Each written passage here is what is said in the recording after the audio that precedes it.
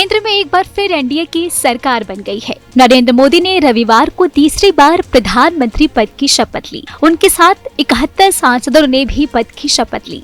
NDA सरकार में 30 cabinet मंत्री, 5 राज्य मंत्री यानी कि स्वतंत्र प्रभार और 36 राज्य मंत्री बनाए गए हैं। ऐसे में जानते हैं कि इन तीनों में क्या अंतर होता है और इन तीनों को बाकी सांसदों से क्या अलग अलग भत्ता मिलता है। सबसे पहले है कैबिनेट मंत्री।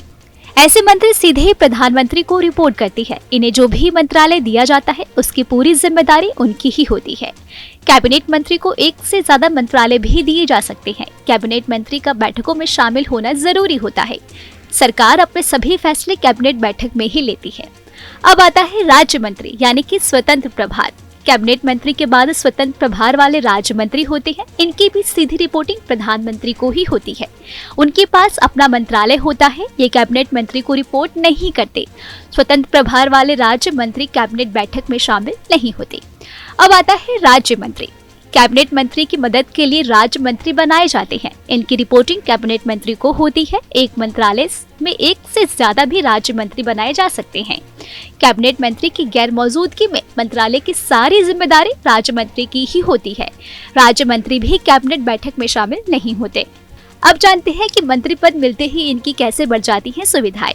वैसे तो लोकसभा के हर सदस्य की सैलरी और भत्ते तय है, लेकिन जो सांसद प्रधानमंत्री, कैबिनेट मंत्री या राज्य मंत्री बनते हैं उन्हें हर महीने बाकी सांसदों की तुलना में एक अलग से भत्ता भी मिलता है। सांसदों को मिलने वाली सैलरी और भत्ते सैलरी एक्ट के तहत तय होती है। इसके मुताबिक लोकसभा के हर सदस्य को हर महीने 1 लाख रुपए की बेसिक सैलरी मिलती है। इसके साथ ही 70,000 रुपए निर्वाचन भत्ता और 60,000 रुपए ऑफिस खर्च के लिए अलग से मिलते हैं।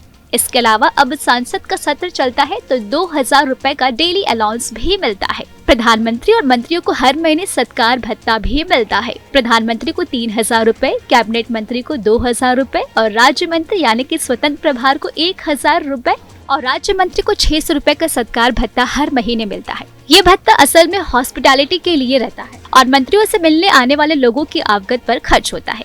अब इसे आप समझिए ऐसे, एक लोकसभा सांसद को सैलरी और भत्ते मिलाकर एक महीने में कुल 2.30 लाख रुपए मिलते हैं, जबकि प्रधानमंत्री को 2.33 लाख और कैबिनेट मंत्री को 2.32 लाख और राज्य मंत्री यानी कि स्वतंत्र प्रभार को 2.31 लाख और राज्य मंत्री को 2,30,600 रुपए मिलते हैं। आपको बता दें, चाहे सांसद हो या फिर प्रधानमंत्री या राष्ट्रपति या फिर उपराष्ट्रपति, सभी को इनकम टैक्स देना पड़ता है। हालांकि इन्हें सैलरी पर ही टैक्स देना होता है।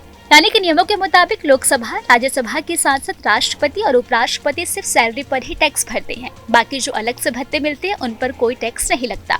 मतलब सांसदों के लिए हर महीने की सैलरी 1 लाख रुपए है। इस हिसाब से सालाना 12 लाख रुपए हुई। इस पर भी उन्हें टैक्स देना होता है। सांसदों, प्रधानमंत्री, राष्ट्रपति और उपराष्ट्रपति की सैलरी पर अन्य स्रोतों से प्राप्त आय के अंतर्गत टैक्स लगाया जाता है।